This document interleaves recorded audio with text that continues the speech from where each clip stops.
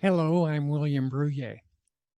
A couple of days ago, I did a post on what it means to become the successful CEO that everyone admires. And during that conversation, one of the things I talked about was uh, my own personal experience with owning a small business, and the challenge of having enough time to do everything and feeling like you need to do as much as possible to save on expenses and improve your bottom line. And so consequently, most small business owners work a lot of hours. So today I wanted to do a little video on that anecdote itself because I thought it would be interesting, probably something that most small business owners could relate to. And so here's the story. I was in the printing business. I grew up in a family printing business. My father had always been in the printing and packaging industry, and we had a family printing business, and I worked with him for 8 years quite successfully as a team. We collaborated quite nicely. The way we thought about business was very similar.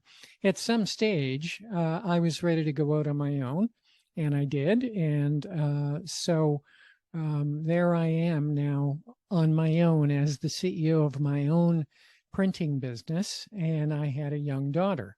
Lauren was about 6 or 7 years old, maybe 8, and an only child and very responsible. But we also lived in the country. And so she took the bus to school and home again.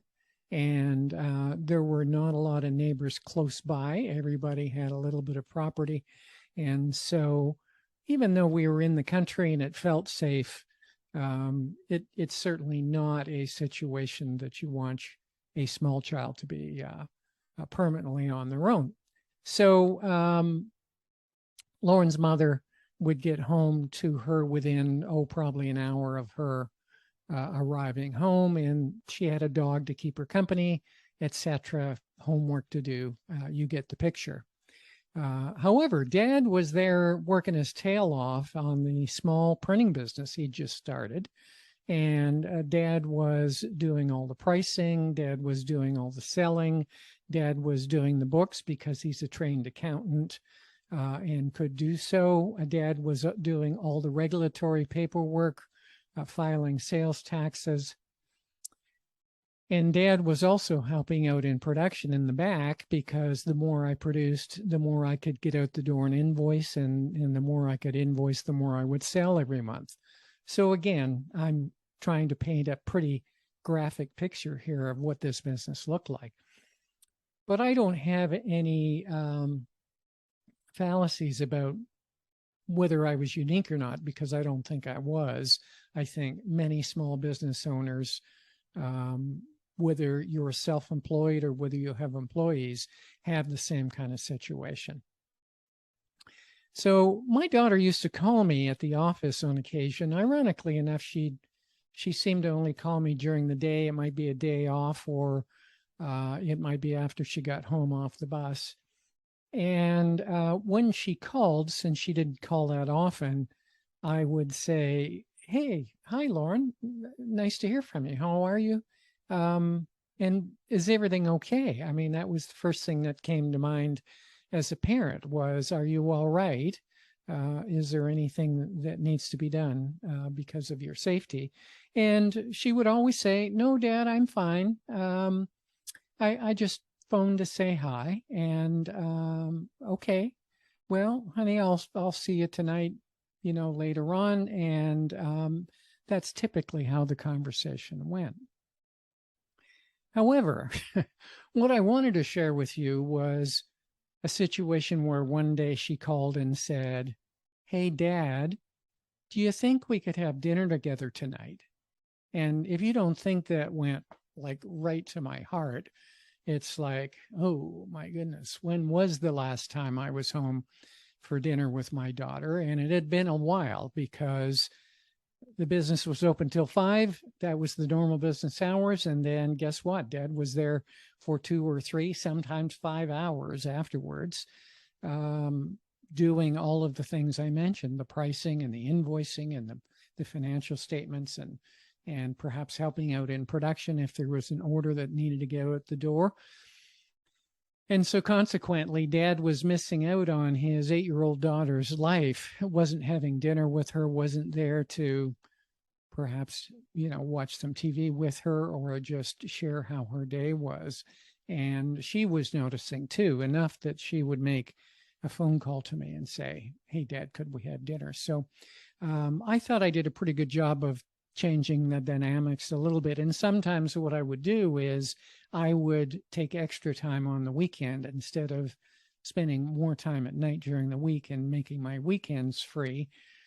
I would try and get home at a more decent time at night, and then I would go in, let's say on a Saturday, and do all of those things in one bucket that I was doing individually at night. And that seemed seemed to work pretty well. Except one day I got a call, and when the business was doing better, and she said, "Hey, Dad, do you think I could see you tonight?" And that was really a change for me. It was a profound moment. And what I did about it was I purposely made a point within a couple of days of getting home, and I got home before she was off the bus, which was about 4 o'clock in the afternoon. So I left the office 3 or whatever, and there I was sitting waiting for her when she came in the door. And her response was, "Hey, Dad, hi, how are you? Are you not feeling well?" Because in her mind, that's the only reason Dad would be home during the day, is if he didn't feel good. So again, another shot in the heart at, oh my goodness,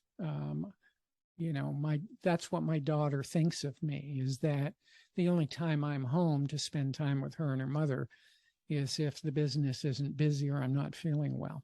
And she said that to me.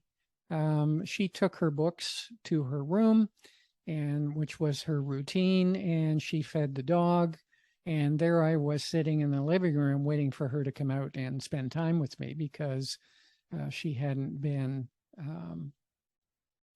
had any time with me and was making a point of letting me know. And I finally noticed an hour went by and she hadn't come out of her room. So I went to her room, and there she was. She was sitting in her little chair reading a book or doing some homework. And I said, "Hey, honey, you've been calling me and saying, hey, could we have dinner together? Could we spend some time together?